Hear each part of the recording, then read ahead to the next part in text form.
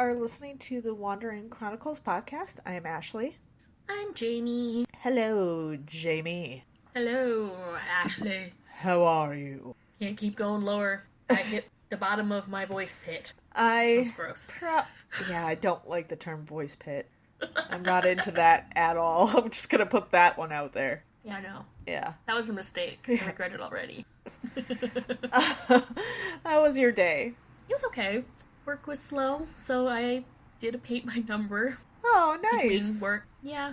I mean, I pull as many tasks as I can, as much as there is for me to do, but when there's nothing for me to do, I get it. what else am I going to do? Pick How about up you? for me. It's starting to pick up for me at work now, so that's kind of nice. But I'm also terrified of what that really means. Expound upon that. So I work at a law firm that does property taxes, appeals the taxes for people throughout Cook County, which is where Chicago is. And we're still waiting for results for I don't know what that was. We're still waiting for results for files that we filed on 6-7 months ago. Usually the turnaround time is 6 to 8 weeks, not 6 to 8 months. So it's getting busy. He's apparently going to be releasing the results for all the townships that were left. But my big one will be coming back soon, and I'm terrified of that one because it is... Do they do it all at once? Not usually. Usually you get like one township back, and then you get like a few weeks, and the next one comes back. But they said last week that they're releasing the results for all of them sometime in the next 10 to 14 days, which is But you do terrifying. normally get all the results from one township at one time. Yes.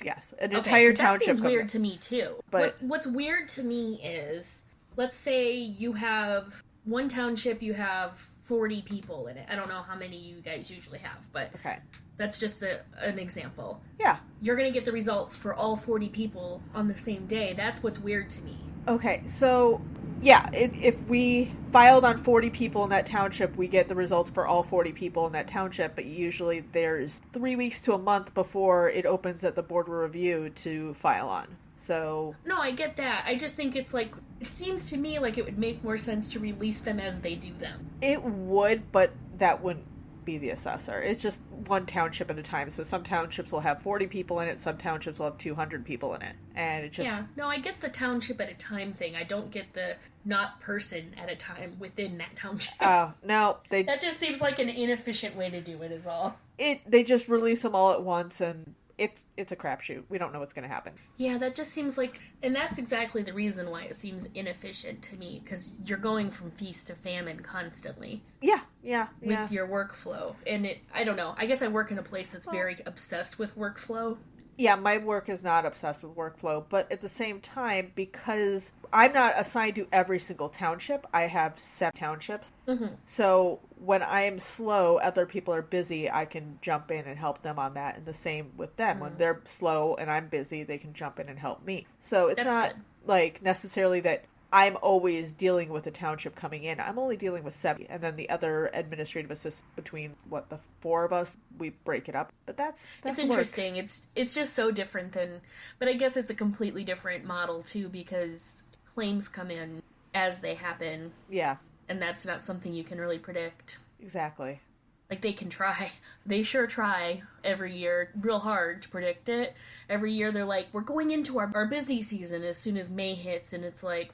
Are we busy, though? Crickets. No, we've never been busy. The only reason we were busy last summer is because one of my coworkers was out on maternity leave for most of the time. That's really the only thing that ever makes us busier is when we have fewer people doing the work. Yeah, and I think that's actually... part of the reason why I was slow today is we've never been full-staffed since I've worked there until November of this last year. I've been there almost 4 years, and that entire time, we were never full-staffed. Wow. Until November, and then now she's, like, pretty well trained in a lot of things, so now there's a lot of work that I used to do that kept me busy, but never was too overwhelming most of the time, and now we're splitting that with someone else, and I'm like, I would love to have work to do, and I talked to my supervisor about it, she's like, you can do training, and I'm like, why? I know I'm not going to ever get promoted. It's been made very clear that I'm never going to get promoted. So unless there is a training that will help me at whatever job I go to next, I'm not wasting my time. Oh, I get you. Because it's not going to get me anywhere, you know? So there is some, like, Excel training I'll probably take just because I can put that on my resume. I mean, why not? But otherwise, I don't want to work in insurance. Why would I take insurance-specific training when I don't intend to stay working in insurance? If I have a choice, I will be doing something that I feel a little bit more strongly for. Yeah. You know? I've always said that when I leave my current job, I'm not going to go to one that's similar to it because it's a lateral move, and what's the point of that? Yeah. I don't mind lateral moves if you're going from... I have no life ambition to be, like, the top of any company or keep moving up. I don't care about that. I want to make enough money to pay my bills and be happy. And I'm so much more interested in my personal life being what I want it to be than my employment life. Yeah. That I just want a job where I don't have to take my stress home at the end of the day and I make enough money to get by. That's literally all I care about. And this company that I work for tests you. You have to take a personality test when you are offered the job, essentially. And then from that point forward, they basically only promote you based on how you scored on that personality test you took however long ago. Oh, Lord. When you first started. And when I applied for a promotion in my department, the now CEO of the company, she's been promoted since this time, but she was like, oh, your personality test basically said that you wouldn't be a good adjuster, so... Oh my god. So dumb. And then after that, I was like, do I even want to be an adjuster, or am I just getting pulled into the competitive feeling like I have to keep doing more to be relevant? Yeah. And I don't want to do that, so unless I find something that I'm passionate about, I'm just collecting a paycheck at this point. I mean, the way I see it, unless I were to become a paralegal or go to law school, there's no upward mobility in my job. I'm at the highest point I can be. And there's nothing wrong with that, though, if you're happy there and you're making enough money to get by. You know, there are probably people who that's the perfect job for. Yeah. And if that's where they need to be and what they enjoy doing, there's no reason why that's not okay. I don't think there's anything wrong with that. Yeah. You're collecting a paycheck so that you could fund your life outside of work, not because you want to be... I literally am saving my money right now. The only life goal I have is to get the fuck out of the United States. So, like, it's hard for me to plan on anything else because everything else that I would plan is here. Yeah. And until I get out of here, I feel like I can't make any other plans. You know? Fair. And right now I'm here because of the cats. Yep. So I'm here for the duration of their lifetime, but after that, meh. Fair. I want out. I want out of this country. I don't see it getting any better, and I do not want to stay here. I just feel like there's nothing worth staying for. That's my own personal opinion. And not the views held widely by the Wandering Chronicles podcast. No, I agree with you. It is the views of the Wandering Chronicles podcast. This country is not getting any better. I just am tired of fighting a political system to get the needs of all the people that are important to me met, like minority groups and LGBTQAI+ people, and I'm just tired of feeling like I'm fighting 2 steps forward, 3 steps back. Yeah. I mean, we were talking about Roe v. Wade, and that's going to be gone soon, and then at that point, what are we even doing here? If women can't even have the basic right to control their own bodies legally, what are we even... Why? Why do we exist? Why are we here? What is the point? I feel like we've let this... and I say we, not you and me, but as a collective of countrywide citizens of this country, we've allowed this country to fall into dangerous territory to become a theocracy. I don't want to live under Christian rule fucking ever. Nope. Ever. I don't want to live under any religious rule, but specifically Christian rule, because I don't agree with them. And I don't want... Absolutely not. Absolutely not. Yeah. This is not a religious-based country, but it's turning into one, and it's not how it should be, and I think at this point it's a losing battle. Yep. Thanks, Jerry Falwell. Yeah! He's a big part of it, him and Reagan. Yeah, well, fuck Reagan. Donald Reagan. Too real. Donald Reagan and Ronald Trump. Ronald Trump. It sounds like the evil twin that's not evil. It's the evil twin that Donald Trump consumed in the womb. So he just became doubly evil. He's the parasitic twin that makes Donald a shithead. Yeah. I mean... It's not Donald, it's the parasitic twin. Ronald. To be fair, I don't think that Donald Trump would have been good if his parasitic evil twin weren't there. It's just double evil. He gained double the power of evil.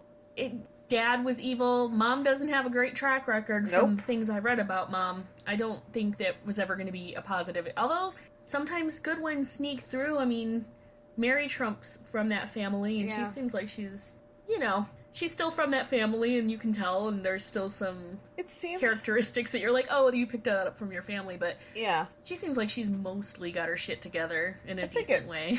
Probably doesn't hurt that she watched her father get ostracized and beat down completely by this family that has no respect for him. No, I mean, that's the thing. I think that changes a person. I have a couple. I haven't read any of her books. Have you? I read her first book, yeah. Okay. I read the one that she put out towards the end of his reign of terror. I added it to my reading list. I haven't read either. There's 2 of them, I think, right? Yeah, I haven't listened to the second one. I did the audiobook version. It was good. It definitely isn't going to surprise you in any way, because all of the stuff that she tells you is, well, either you said this during interviews, or it was kind of a duh sort of situation where you're like, of course that's true. Of course he would do that. Yeah. Like, nothing surprises me about him, so nothing she wrote could have been like, that's a revelation. I didn't think of that. There was no revelations. It was just like, okay, so you're just telling me what I already kind of figured. Hey, I want to tell you something funny, and I don't particularly care if you keep this at the podcast or not. Okay. But while you were talking, I muted so that you wouldn't hear me fart. And I forgot that the microphone is still on. So while I'm like farting, I noticed that and I'm like, fuck! So I'm gonna hear it in the audio? Maybe. I don't know, because you're talking over it, and it wasn't as loud as I thought it was gonna be. Yes! Alright, so... Well, where are we this week? So today we are in Omaha, Nebraska. Oh yeah, I grew up not too far from there. I suppose I'm not too far. I mean, it's in the Midwest, but not really that close, but... Well, listen, like a full state away. No, that's not true. Are you talking about me? No, for me. Oh, I was like, yeah, no, that's not true. No, not for you. But I am talking about Iowa close, which is still 4 hours. Yeah. Like, still by, normal people's standards, that's a long way away. Fair. That's absolutely fair. By Iowa standards, it's not, especially when you're talking about entertainment. We would go to Omaha. I actually have a lot of family. Huh. Well, the area has been home to various Native American tribes starting in the 17th century with the Omaha and Ponca tribes that lived in the area. Then through westward migration, Pawnee, Oto, Missouri, and Iowa tribes called the area home. Mm-hmm. Once again, white people founded the area in 1854, and it was incorporated in 1857. Nowadays, Omaha is the largest city in Nebraska, and it is the 39th largest in the country for population and 58th largest for metropolitan area. And I have fuzz in my mouth. Has nothing to do with the story, I just had fuzz in my mouth. Gotta stop making out with fuzz. Dude, I licked the sweater earlier. My fault. So, today I wanted to talk about something that I had no idea existed, but wow, was it appropriate given what's going on in Ukraine. Today, I will be telling you about this country's nuclear sponge. Well? Ours? Our country has a nuclear sponge. Huh. Yeah. What does that mean? What is a nuclear sponge? Fantastic question. We should talk about the arms race that led to the Cold War first. Okay. I'm going to give you a brief history, and I probably got it all wrong because I didn't pay attention in history class. Also, history class is very, very limited to one person's side of history, so I didn't pay attention. That's what I was going to say. I don't know that I actually even learned about the Cold War. I don't in honestly history. remember. Maybe in college. I did learn it a little bit in college. I honestly don't remember ever doing, like, a section on the Cold War or the nuclear arms race. Like, I remember World War II and then, like, Vietnam, which this does involve Vietnam War, so it's all connected. We're all stupid, basically. So I'm going to give you a quick rundown on the arms race because I was a little rusty on it, and quite frankly, it's relevant right now. The definition of an arms race is when two or more countries increase the size and quantity of military resources to gain military and political superiority. The biggest and perhaps most well-known was the Cold War between the United States and the Soviet Union, and others have occurred with horrible conclusions. Other arms race examples were the Dreadnought arms race. During the Industrial Revolution, France and Russia increased their armies, which threatened Britain. Eventually, separate treaties were able to be formed between Britain and France, as well as Britain and Russia. Germany, not to be left out, built up their military, and after some keeping up with the Joneses bullshit, Britain won the Anglo-German arms race. So, basically, our entire world history is just one long keeping up with the Joneses. I gotta one-up you nonsense. Pissing match. Yeah, stop measuring your dicks and just get some work done. Now, skipping to the post-World War II era, after the United States using the atomic weapons on both... Now skipping to post-World War II era, after United States using the atomic weapons to bomb Hiroshima and Nagasaki... Stop laughing!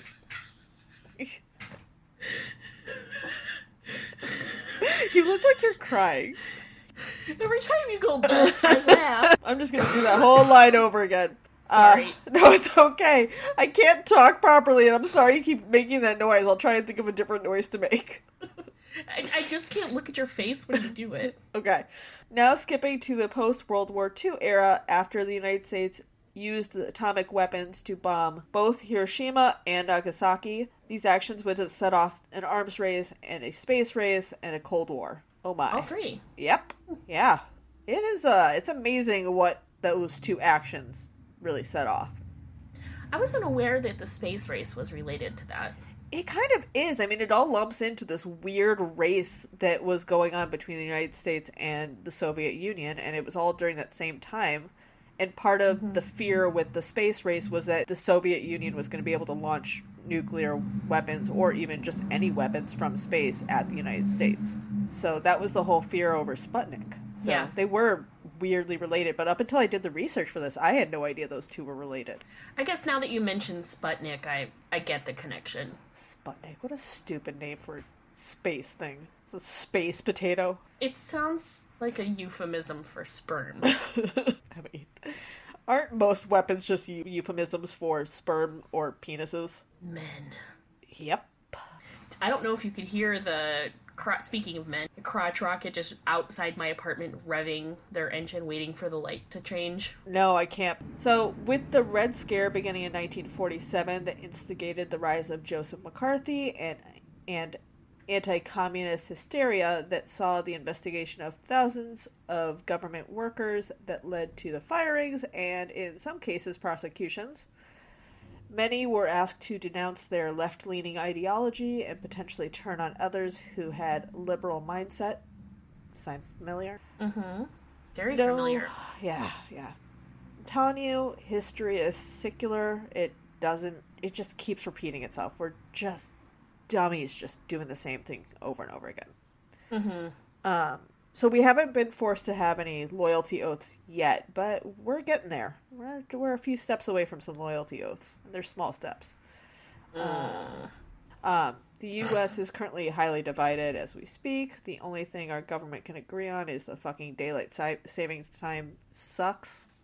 Yeah, and I agree, but at the same time, I wish that they would be spending their time on something more important. I guess if you can cut one thing off your list, they're the easiest things if you're struggling to get motivated. So maybe working on that will get the ball rolling. I highly doubt it, but maybe it'll help them build some camaraderie and remember that working together actually helps, not hurts, and they're fucking morons, and it doesn't matter anyways. I just talked myself out of that real fast. It'd be nice. It would be nice. but I wouldn't hold my breath. Spot on. Couldn't have said it better. Mm-hmm. It was, however, the nuclear arms race that led to both the U.S. and the Soviet Union to build more nuclear weapons. When the Soviet Union tested their nuclear bombs in 1949, the Cold War was on. June 1950, when North Korea invaded South Korea. North Korea at the time was backed by the USSR. This conflict lasted 3 years, but due to the Red Scare, that many believed this was the first action in many that would lead to communism taking over the world. Which, again, during that time period, it felt like every single move that any communist country took, primarily anything that was backed by the USSR, the United States, took it as communism trying to sneak its way into other areas. It's a common theme throughout every conflict between World War II and basically the fall of the Berlin Wall. But yes, exactly. Like, well, I mean, every time it's still communism is still brought up anytime anyone disagrees with a Republican. It's a go-to scapegoat for anything. You don't agree with me? Well, that's communism. In fact, my mom used to use that on me. They don't even know how to define the word. No, my mom used to actually use that on me all the time when I was a kid. So. What would she say? She called me a communist for not liking ice cream. I mean, that's closer to communism than a lot of the things Republicans get all butthurt about. Yeah, but like I didn't like ice cream because it hurt my teeth. Like I liked certain ice creams, but I didn't like all ice creams. And my mom was like, "You're a communist if you don't like ice cream." And I'm like, I don't know what a communist is. I just know I don't like ice cream. That's so funny. But it's a vivid memory I have of my mom just being like, "What kind of child doesn't like ice cream? Are you a communist? Like, what's wrong with you?" Because it sounded really insulting, even though you didn't know what it meant. Yeah, and I was like, what is this? It's like the fresh debate all over again. Nobody ever told me what these things meant, but then they would call me these things. And I'm like, well, can you define it for me so I know what it is and I can stop doing it? And they're like, no! I still don't know what fresh meant in the context they were using it, because they used it in so many different contexts. I'm like... Fresh? Like yeah, you're fresh? Like you're being fresh. Yeah, you're being fresh with me right now. And you know what that means? It took me until my 20s when I finally just gave up and looked it up, because every time I was told I was getting fresh with somebody, they'd be like, "You should know what it means. You're doing it right now." And I'm like, I don't know what it is that I did that upset you, though. I always thought fresh meant, like, you're hitting on someone, like you're flirting with someone. No, fresh apparently is, like, when you're getting... I don't know how to define it. Like, yeah, it's almost like sassy, or, like, you're getting spicy with somebody. I guess getting a flirting could be considered spicy, too. Yeah, but, like, you're getting... I've heard it in, like, are you getting fresh with me? Yeah, and I've heard that, too, but growing up, my parents were like, don't be fresh with me. I don't know what that means, and I asked them repeatedly, like, what does that mean exactly? And nobody ever told me. Are you telling me I'm not allowed to shower? Are you telling me that I'm too clean? I'm too fresh and too clean? Ain't nobody dope as me. I'm just so fresh and clean. So fresh and so clean. Alright. Don't you think I'm so sexy? I'm just so fresh, so clean. I like it. So yeah. That's how the song goes. Oh no, I know that's how the song goes, and I like it. I like it a lot. Okay. So these fears were reinforced in the 1960s with the Bay of Pigs invasion and the Cuban Missile Crisis. Such a crisis. Stop being such a crisis. Followed by the collapse of the French colonial regime in Vietnam, a struggle between the American-supported Ngo Dinh Diem in the south and Communist National Ho Chi Minh in the north. The pursuit to contain the expansion of communism resulted in a 10-year war that the United States ultimately lost. Mm-hmm. And wasted a lot of time. Lives and money. Mm-hmm. Yeah. And a lot of the people didn't even want to be there. Sounds familiar. Huh. Yeah. Didn't we just finish a 20-year war? Wasted in Afghanistan. Yeah, nobody wanted to be there either.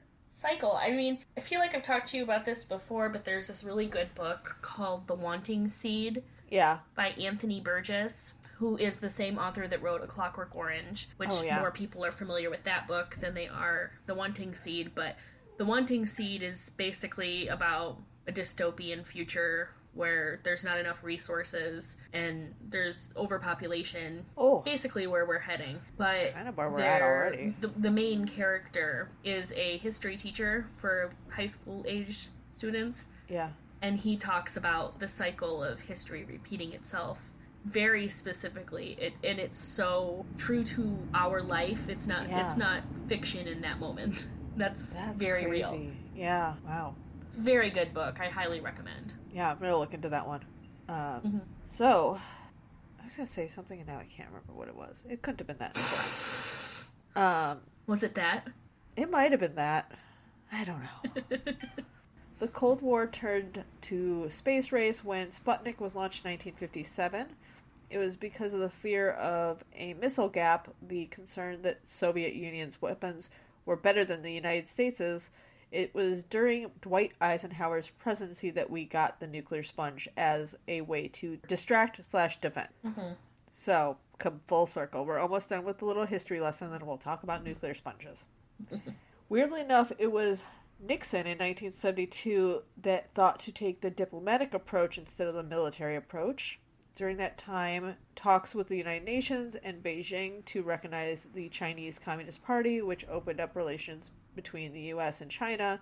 It was also in 1972 that SALT I, or the Strategic Arms Limitation Treaty, was signed by both Nixon and the Soviet Premier Leonid Brezhnev. The agreement that no further manufacturing of nuclear missiles would be permitted, thus reducing the threat of further nuclear conflict. But wait, there's more! Because there always is. Enter Ronald Reagan to reignite the Red Scare era fears of communism. That motherfucker just burst on the scene. He began funding anti-communist government rights as the USSR was disintegrating. Can you tell me, real quick, what exactly did Ronald Reagan not ruin? I don't have an answer for that. That guy was the devil. The worst. The worst. So, do you like Killer Mike? I do. I do like Killer Mike. Speaking of Reagan, he's glad Reagan's dead. Well, he's not alone. No, not at all. The jelly bean muncher sucked. In 1985, USSR Premier Mikhail Gorbachev took office and in an attempt to rehabilitate Russia's relationship with the world, implemented two policies: the glasnost, political openness, and perestroika, economic reform. I just threw this in here because we now know how well that really worked out. It really wasn't necessary for the story, though, so... Yay! Gorbachev tried and failed. You're bringing up names that I haven't heard since I was a child, and I didn't understand what any of it meant when I was a child, but as soon as you mentioned Gorbachev, I remembered my parents, like, yelling about him. I mean, like, it honestly sounds like he had good intentions, but good intentions honestly don't mean shit when it doesn't work. And it honestly seems like Russia is just a country that doesn't want to think for itself. They want to be told what to think, and that's... It's really hard, and this is what's sad about it, is it's really hard to get out from underneath authoritarian rule once you have it. Yeah. And they are under it, and they've not ever really been out of it since I've been alive. They've peeked out here and there, but... They've had moments of peeking, but the peeking has always resulted in them thoroughly shoving their head right back into it. They don't... Or being pulled back into it, because that's my point, is I don't know how much of it is... I mean, think about, in reality, they're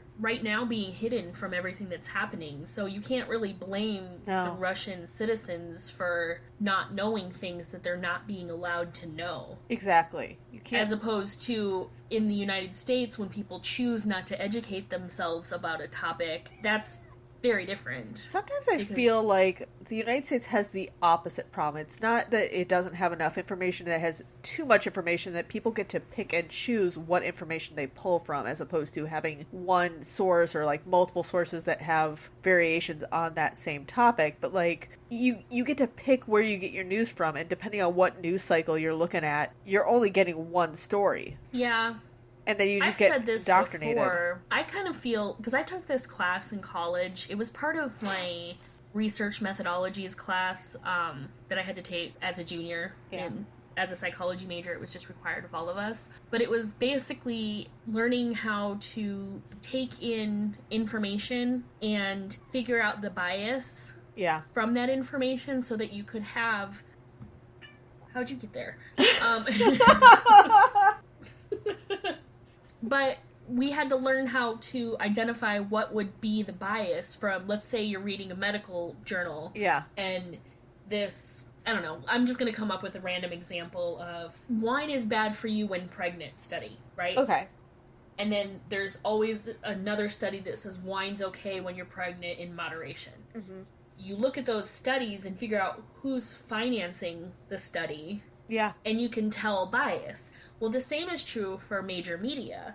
And we had to learn how to do all of this. And I really think that instead of that being a college class that some people in college take, it should be a high school class. That should be a high school class that you have to take to graduate. I agree with you on that 100%. That would be a brilliant class. That and how to handle finances. Really serve people better than a lot of, like, I think that's more important than fucking how to sew nowadays. Yeah. I would say that and how to invest or how to handle finances as a class, because that would be way more helpful than, like, you know, algebra for me at least. Right. Like actually writing a budget. Yeah. How to budget, how to properly invest, how to read the stock market. Yeah. I've had multiple people try and explain that to me. I still don't really understand it. I've never tried. I have a 401k, so I have stocks in my company. I don't know. Every month we have a meeting that goes over it, and I'm just like scrolling through TikTok while they're talking. Yeah. I don't know what they're talking about. I don't get it. Yeah. None of it makes sense. I should care more, but there's part of me that's like, I live in the United States where the healthcare sucks. I'm probably going to be dead before I have access to any of that anyway. Yeah. Yeah. I'm pretty much investing to pay for my funeral at this point. Yeah, I already did that. So, yeah, I have a free life insurance through my employer. I already wrote a will.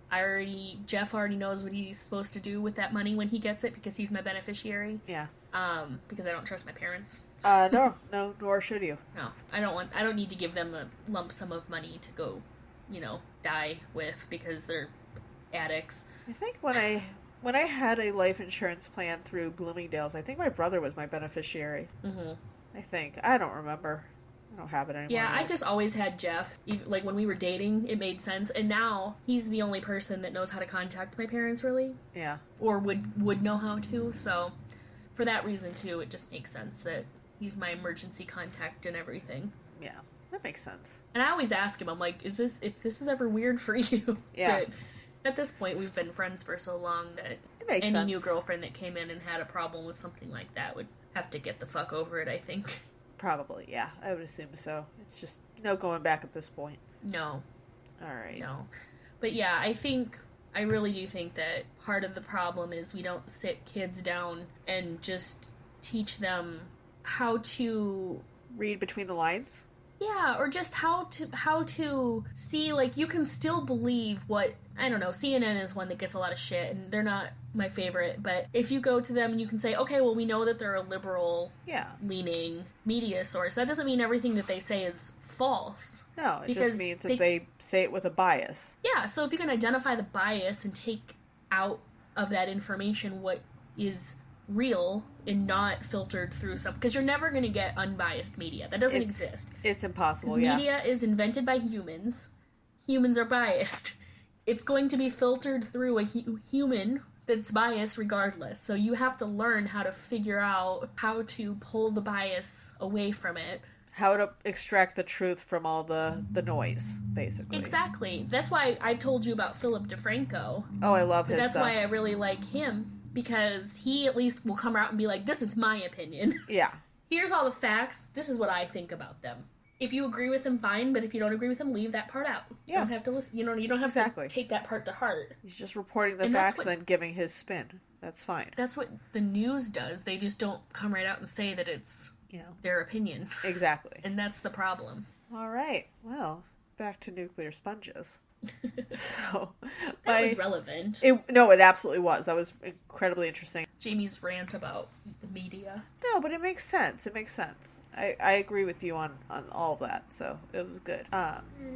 But 1991, the USSR had fallen, and with it, the Cold War ended. Now Did back, the Cold War officially ended, and then 10 years later, we started the war in Afghanistan. So there was 10 years of no conflict, or no major war-type conflict, but there were Wasn't Desert Storm in there at some point? The Desert Storm was like late 80s, early 90s. Was it? Yeah. Okay. I don't remember exactly the years. I just remember roughly how old I was. So I'd have to look that up, and I don't know off the top of my head. I'm going to Google it real quick. All right. Back to nuclear sponges, what we really came here to talk about. It exists within 5 states, Nebraska, Wyoming, Colorado, Montana, and North Dakota, where the U.S. has land-based intercontinental ballistic missiles, ICBMs, that reside in underground silos. FYI, the Gulf War was from August 1990 to February 28th, 1991. Okay, so I was, probably right before. Early 90s, that counts. So thank you for looking that up. I appreciate that. No problem. So they serve as a sponge for nuclear attacks that might be perpetrated by Russians, relevant, or China, or any other adversarial nation that retained nuclear weapons. Essentially, they serve as a distraction from other natural targets, i.e. areas with larger populations such as Washington, D.C., New York, L.A., Chicago, Houston, and San Francisco.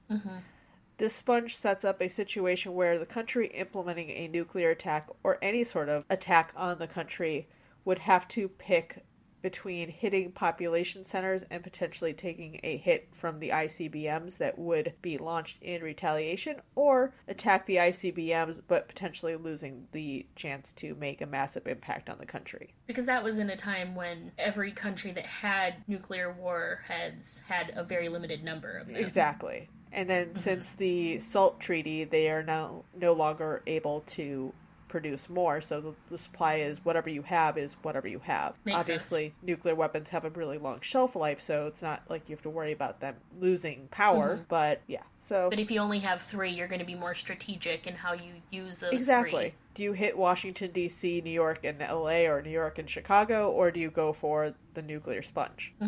Makes sense. Now, here's the weird thing about the ICBMs. They were never meant to be fired or used in any way. Even if there were to be a nuclear war, they would still not be used. Literally the equivalent of putting an ADT sign on your lawn. Even if you don't have any home security, the sign is sometimes enough to deter someone from attacking your home. That's so weird to me. It's a $1 billion ADT sign. When did they come right out and say that? Because I would hope that it was like well after the use of the nuclear sponge was relevant. I don't remember finding a time like when they were first like, hey, these are useless weapons. Right. It probably was after the Cold War was over, because at that point the ICBMs had been in the ground or in these silos since 1957, so about 30 years, give or take, 40 years maybe. So at that point they were not in the greatest condition.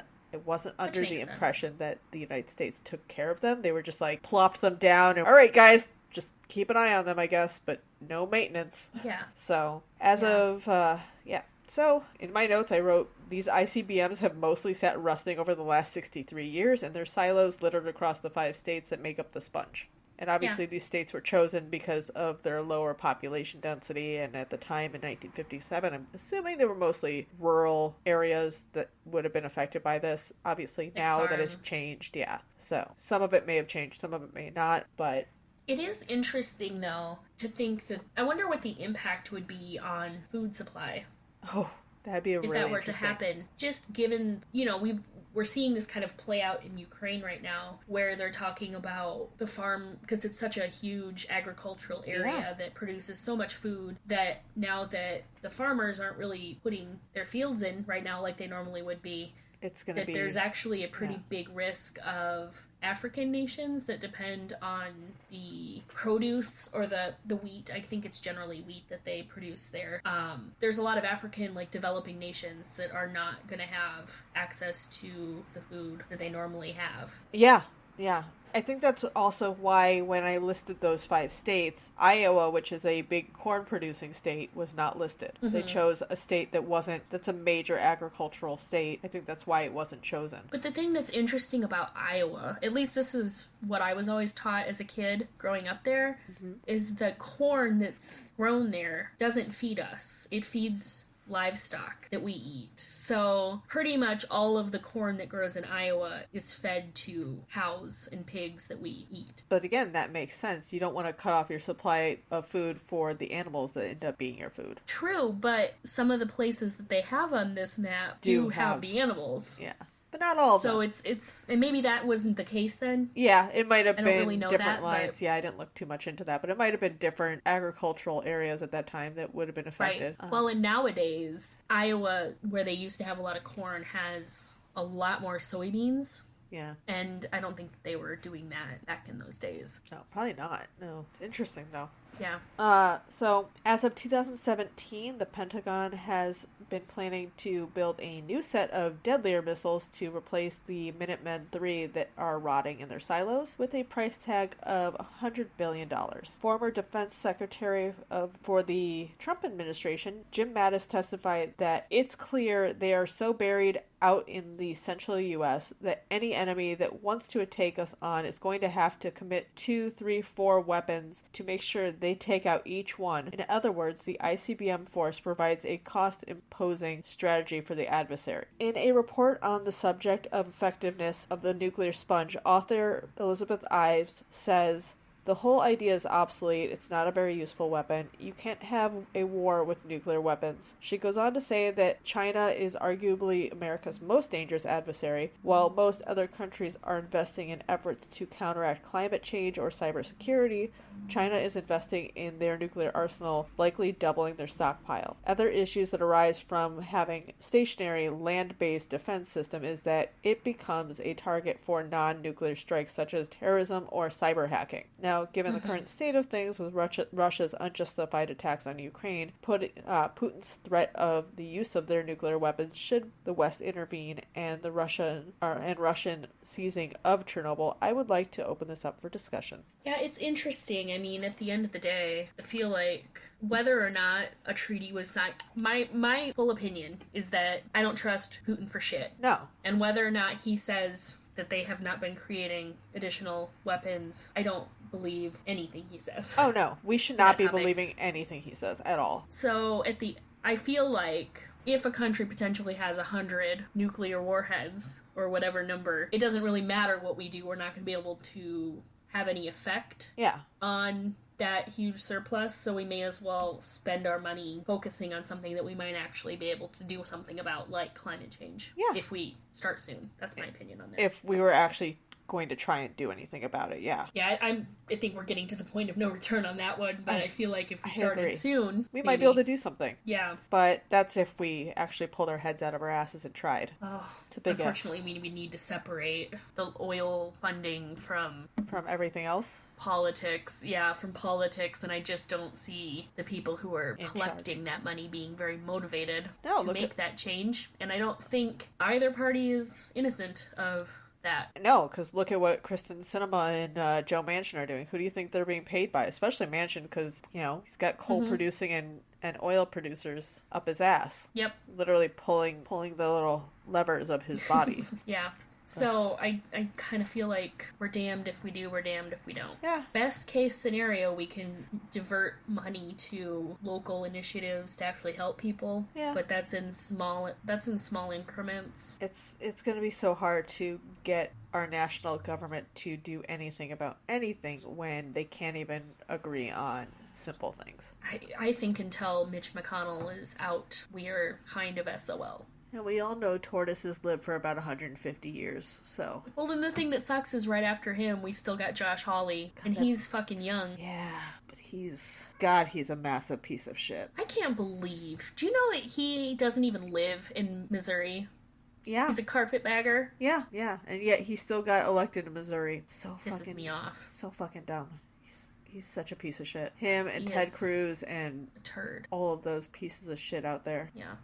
Oh, yeah, Ron DeSantis. Ugh, Fuck that guy. barf. On a side note, has nothing to do with any of this, but I was just listening to a podcast where they started talking about Lauren Smith Fields, so I'm looking forward to listening to more of that. Oh, yeah. Yeah. Yeah. Since we just talked about her a little bit in the last episode. Yeah, I would love for there to be new news, but it doesn't really seem like there's much new news going on because it doesn't seem like the cops are willing to really do a whole lot. No, it sounds, from what I've heard so far, and I literally got about 5 minutes into the episode, so I don't know that much yet, but her name sounds familiar, but beyond you mentioning it last week, and I'm sure I've listened to something about her before, but I'm looking forward to hearing what True Crime Garage has to say about her, because their coverage is usually pretty thorough. Yeah, I think the more is great. It's great that they're covering her, and the more people speak her name and other people like her. You know, I was just watching a video last night about the Sherry Papini case. Oh, yeah. Are you familiar with that one? I am, yeah. That one I do know about. And we were kind of touched base on this recently, too, where, I think it was just last week, where the filing of false reports and how much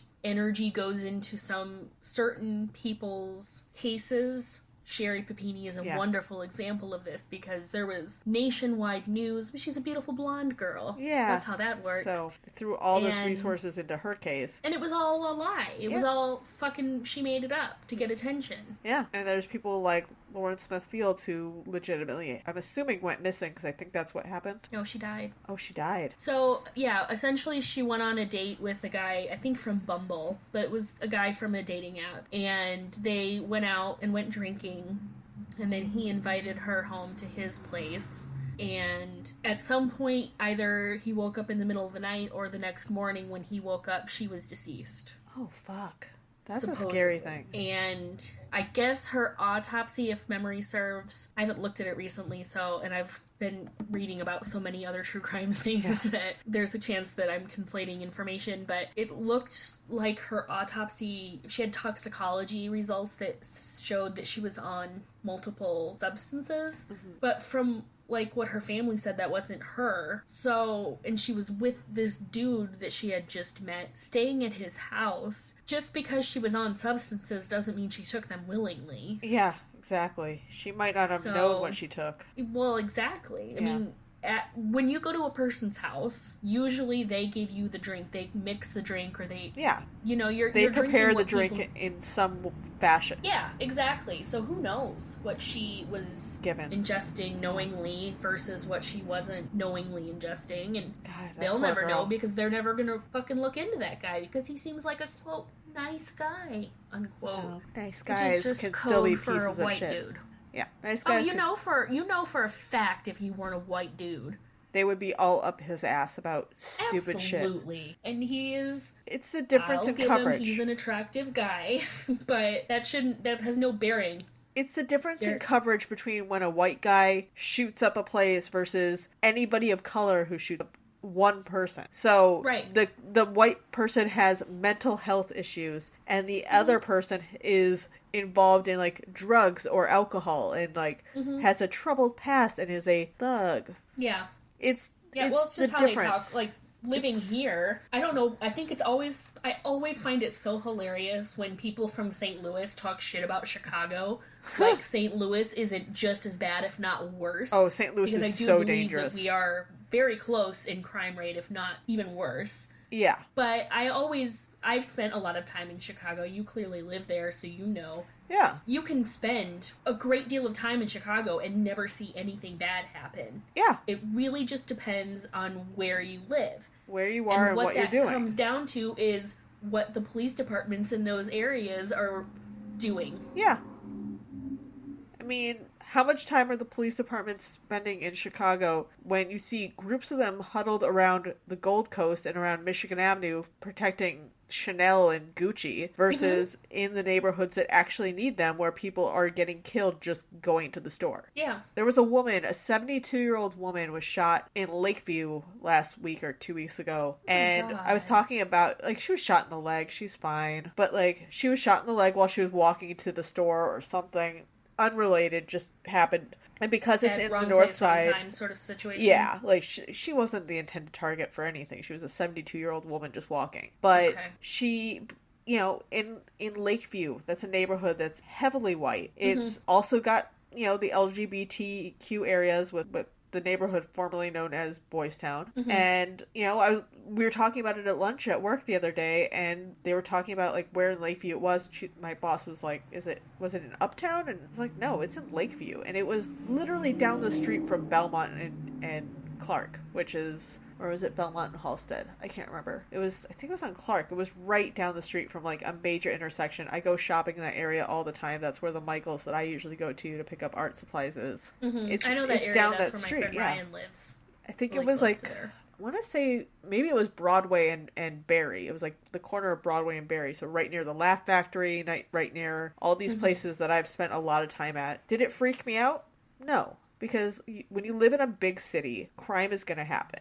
If you're in the wrong place at the wrong time, or you're acting like an idiot and somebody takes offense to your actions, all you can do is be responsible for yourself. You can't worry about what other people are going to do because they're going to do it. That happens in smaller towns, too. Exactly. That's the thing.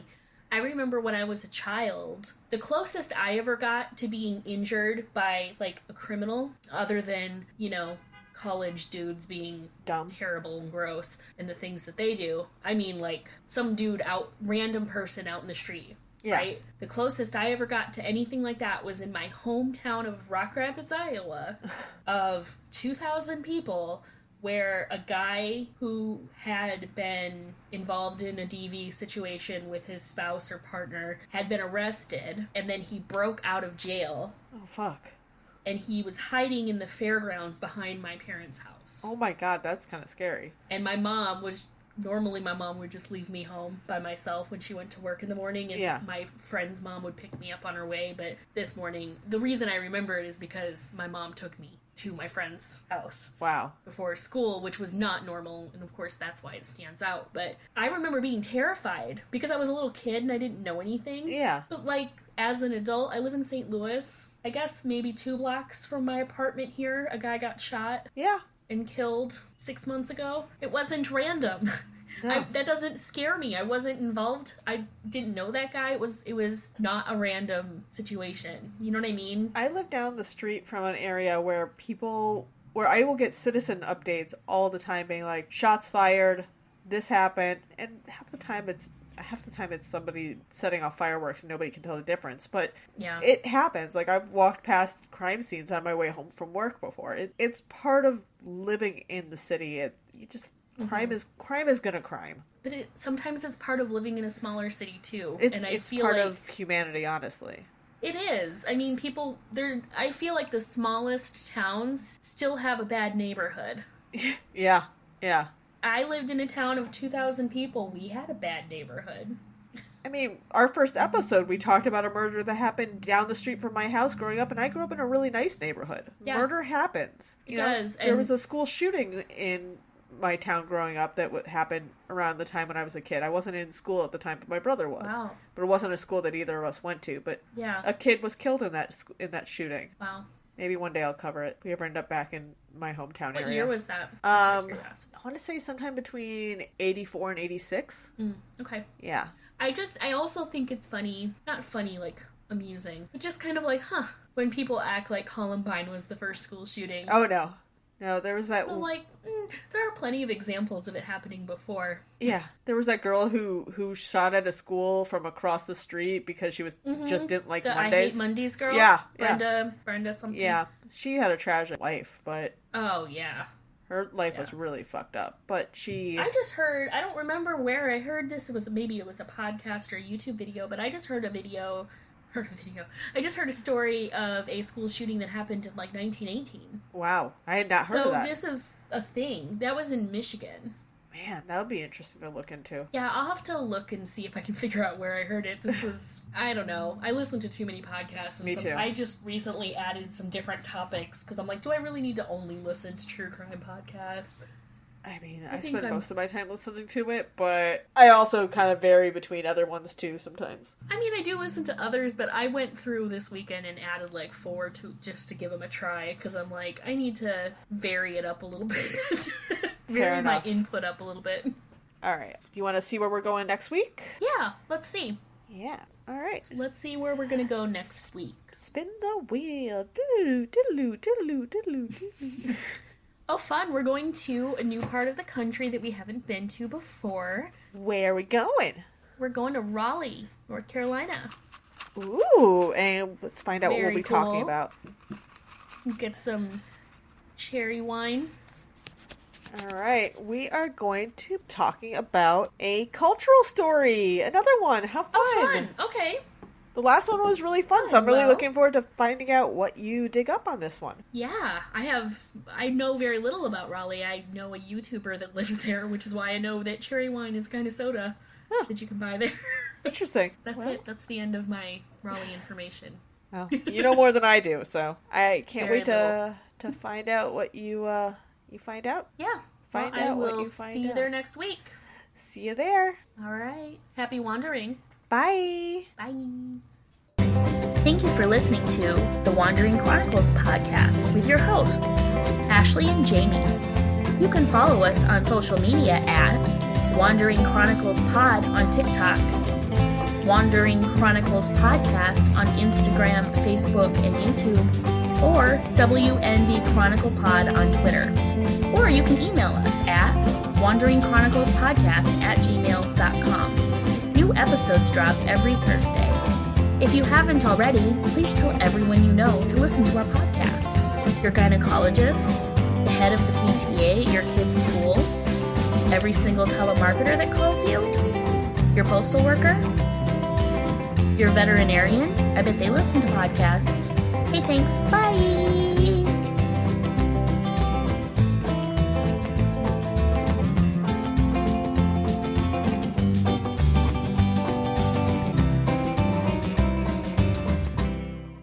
That guy was the devil.